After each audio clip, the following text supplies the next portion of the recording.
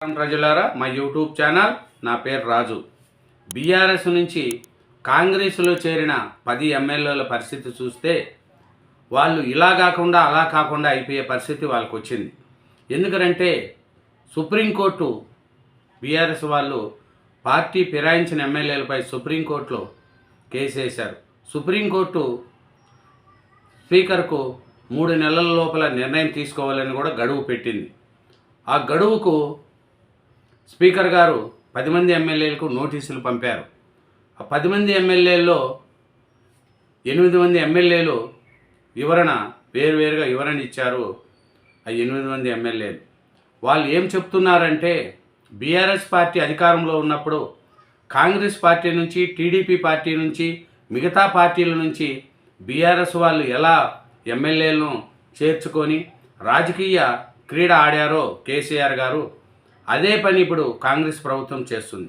కాంగ్రెస్ ప్రభుత్వం చేసేది తప్పు అంటున్న బీఆర్ఎస్ అధికారంలో ఉన్నప్పుడు టీడీపీ పార్టీని ఎలా చీల్చేశారు, టీడీపీ పార్టీ తెలంగాణలో లేకుండా ఎలా చేయాలని కుట్ర పన్నారు అనేది కూడా అందరికీ తెలుసు. కాంగ్రెస్ పార్టీలో ఉండే ఎమ్మెల్యేలు కూడా అప్పుడు బీఆర్ఎస్ పార్టీలో చేర్చుకున్నారు.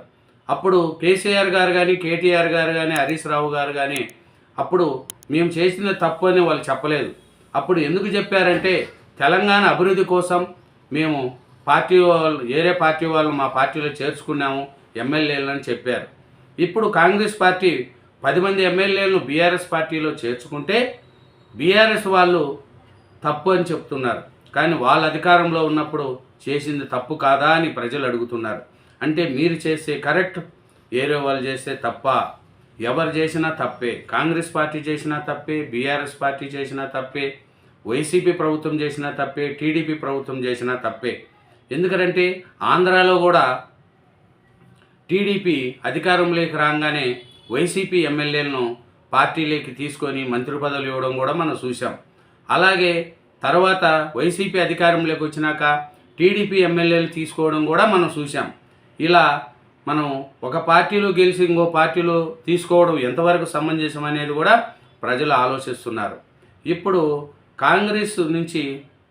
కాంగ్రెస్లో చేరిన 10 మంది బీఆర్ఎస్ ఎమ్మెల్యేల పరిస్థితి ఏమి అనేది ఒకసారి చూసుకుంటే వాళ్ళు ఏం చెప్తున్నారు ఇప్పుడంటే, మేము బీఆర్ఎస్ ఎమ్మెల్యేలమే, నియోజకవర్గ అభివృద్ధి కోసమే సీఎం రేవంత్ రెడ్డి గారిని కలిశామనేది వాళ్ళు స్పీకర్కి చెప్తున్నారు. నేను కప్పుకున్నది కాంగ్రెస్ పార్టీ కండవా కాదు, జాతీయ జెండాలోని 3 రంగులతో కూడిన కండవా అని స్పీకర్కు వాళ్ళు చెప్తున్నారు. ఇప్పుడు ఆ 8 మంది ఎమ్మెల్యేల్లో వాళ్ళు 8 మంది ఎమ్మెల్యేలు ఏం చెప్తున్నారంటే, స్పీకర్ దగ్గరకు వచ్చి మేము కాంగ్రెస్ జెండా కప్పుకోలేదు, జాతీయ జెండా కప్పుకున్నాము అని వాళ్ళు 8 మంది ఎమ్మెల్యేలు వివరణ ఇచ్చారు. మిగతా ఇద్దరి విజ్ఞప్తి మేరకు మరింత సమయం కావాలంటూ మిగతా 2 చెప్తున్నారు. వాళ్ళు ఇచ్చిన ఆధారాలతో బీఆర్ఎస్కు నోటీసులు పంపించింది స్పీకర్ కార్యాలయం. విచారణకు హాజరైన వాదనను వినిపించాలని కూడా సూచనలు ఇచ్చింది. వాళ్ళు ఇచ్చిన వివరాలు ఏదుందో అవి బీఆర్ఎస్ పార్టీ వాళ్ళకు పంపింది. నేను పార్టీ మారలేదు, ఇప్పటికీ బీఆర్ఎస్ ఎమ్మెల్యేలుగా సభలోనే కొనసాగుతున్నామని, నియోజకవర్గ అభివృద్ధి కోసమే ప్రతిపక్ష ఎమ్మెల్యేలను సీఎం కలిసినట్లుగా నేను నా నియోజకవర్గ అభివృద్ధి పనులపై రేవంత్ రెడ్డి గారిని కలిశాను. నేను కలిసినప్పుడు సీఎం రేవంత్ రెడ్డి నా మెడలో వేసింది కాంగ్రెస్ కండవా కాదు, జాతీయ జెండాలోని 3 రంగులతో కూడిన కండవా. బీఆర్ఎస్ ఇచ్చిన అర్హత పిటిషన్కు సంబంధించి స్పీకర్ ప్రసాద్ కుమార్తో వాళ్ళు చెప్తున్నారు. ఇంకా ఏం చెప్తున్నారంటే, దానం నాగేంద్ర గారు జూబ్లీహిల్స్లో నేను పోటీ చేయట్లేదు, కాంగ్రెస్ అధిష్టానం ఎవరి టికెట్ ఇచ్చినా వారి గెలుపే లక్ష్యంగా పనిచేస్తానని ఖైరతాబాద్ ఎమ్మెల్యే దానం నాగేంద్ర గారు చెప్తున్నారు. బీజేపీ వాళ్ళు ఏమంటున్నారంటే, ఫిరాయింపు ఎమ్మెల్యేలపై స్పీకర్ను ఎందుకు ప్రశ్నించడం లేదు, కాంగ్రెస్పై తెలంగాణ బీజేపీ చీఫ్ రామచంద్రరావు విమర్శలు చేస్తున్నారు. ఏం చూడండి, మేము బీఆర్ఎస్ పార్టీ ఎమ్మెల్యేలమే, పార్టీ మారలేదు, మేము బీఆర్ఎస్లోనే కొనసాగుతున్నాం, అభివృద్ధి పనుల కోసమే సీఎంని కలిశాం.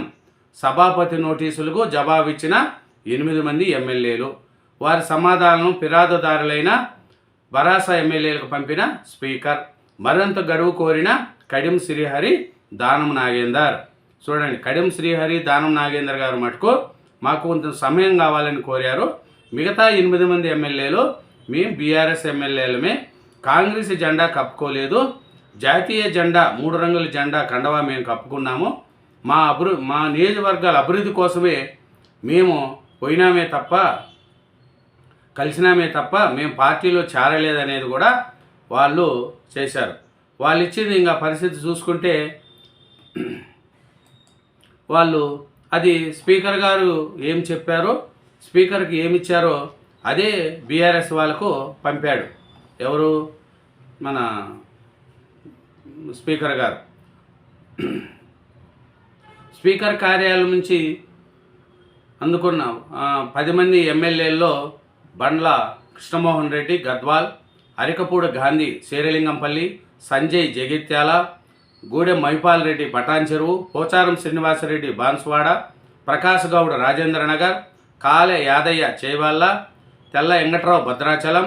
ఇటీవల శాసనసభాపతి గడ్డం ప్రసాద్కు లిఖితపూర్వకంగా సమాధానం ఇచ్చారు. కానీ ఎమ్మెల్యేలు కడియం శ్రీహరి స్టేషన్ గన్పూర్, దానం నాగేందర్ ఖైరతాబాద్ మాత్రం సమాధానం ఇవ్వడానికి తమకు మరింత సమయం కావాలని స్పీకర్ను కోరినట్లు సమాచారము. తనపై చేసిన ఆరోపణలపై 8 మంది ఎమ్మెల్యేలు లిఖితపూర్వకంగా ఇచ్చిన వివరణలతో పలు లీగల్ జడ్జిమెంట్లను కూడా ఉదహరించినట్లు తెలిసింది. ప్రధానంగా వీరిచ్చిన సమాధానంలో నేను పార్టీ మారలేదు, బరాస ఎమ్మెల్యేగానే కొనసాగుతున్నాము, నేనెక్కడా బరాస్కు వ్యతిరేకంగా మాట్లాడలేదు, ఆ పార్టీ రాజీనామా చేయలేదు, అభివృద్ధి పనుల కోసమే ముఖ్యమంత్రి రేవంత్ రెడ్డి గారిని కలిశామనేది కూడా 8 మంది ఎమ్మెల్యేలు చెప్తున్నారు. ఇది మిగతా కడియం శ్రీహరి గారు, దానం నాగేందర్ గారు మరొక కొంత సమయం కావాలనేది కూడా చెప్తున్నారు. వీళ్ళు ఈ 8 మంది ఇచ్చిన వివరణ పార్టీ ఫిరాయింపు నోటీసులపై సమాధానం ఇచ్చిన 8 మంది ఎమ్మెల్యేల వివరణలను ఫిర్యాదు చేసిన సంబంధిత బరాస ఎమ్మెల్యేలకు సభాపతి గడ్డం ప్రసాద్ కుమార్ గారు గురువారం పంపారు. బండ్ల కృష్ణమోహన్ రెడ్డి వివరణను పల్లా రాజేశ్వర్ రెడ్డికి, అరికపూడి గాంధీ, ప్రకాశ్ గౌడల వివరణను డాక్టర్ కల్వకుంట్ల సంజయ్కు, పోచారం శ్రీనివాసరెడ్డి, సంజయ్ల వివరణను జగదీశ్వర్ రెడ్డికి, గూడెం మహిపాల్ రెడ్డి, కాల యాదయ్యల సమాధానాలను చింతా ప్రభాకర్కు, తెల్ల వెంకట్రావు వివరణను కేపీ వివేకానందకు అందేటట్లుగా స్పీకర్ ఏర్పాట్లు చేశారు. సుప్రీంకోర్టుకు తాము సమాధానం ఇవ్వాల్సిన ఉండడంతో ఎక్కువ సమయం తీసుకోకుండా 3 రోజుల్లోగా వీటిపై అభ్యంతరాలుంటే చెప్పాలని ఫిర్యాదు చేసిన ఎమ్మెల్యేలకు స్పీకరు సూచించారు. కడియం శ్రీహరి నుంచి వివరణ వచ్చాక కేపీ వివేకానందకు, దానం నాగేందర్ నుంచి వచ్చే సమాధానాన్ని పాడి కౌశిక్ రెడ్డికి స్పీకర్ పంపే అవకాశం ఉందనేది కూడా చెప్తున్నారు. ఇదే చెప్తున్నారు వాళ్ళు, మేము పార్టీ మారలేదు అనేది వాళ్ళు చెప్తున్నారు. ఇంకా మన ఈ పరిస్థితి చూస్తే బీఆర్ఎస్ ఆడిన క్రీడనే కాంగ్రెస్ కూడా ఆడుతుంది. చూడండి, ఆడుతుంది. ఏమరంటే అభివృద్ధి పనుల కోసం ముఖ్యమంత్రిని కలిశారని స్పీకర్ నోటీస్కి 8 మంది ఎమ్మెల్యేలు సమాధానం. అనర్హత వేట తప్పించుకునేందుకు అపోహ. ఎమ్మెల్యేల సమాధానాలకు అభ్యంతరాలుంటే 3 రోజుల్లో చెప్పాలన్న సభాపతి కార్యాలయం. ఫిర్యాదు చేసిన బీఆర్ఎస్ శాసనసభ్యులకు లేఖలు. ఇదేనండి, 10 మంది ఎమ్మెల్యేలు బీఆర్ఎస్ ఎమ్మెల్యేలు కాంగ్రెస్లో చేరితే 8 మంది ఎమ్మెల్యేలు వివరణ ఇచ్చారు. దానం నాగేందర్ గారు, కడియం శ్రీహరి గారు సమయం కోరారు. వాళ్ళు ఇచ్చిన వివరణను ఫిర్యాదు చేసిన బీఆర్ఎస్ ఎమ్మెల్యేలకు పంపారు.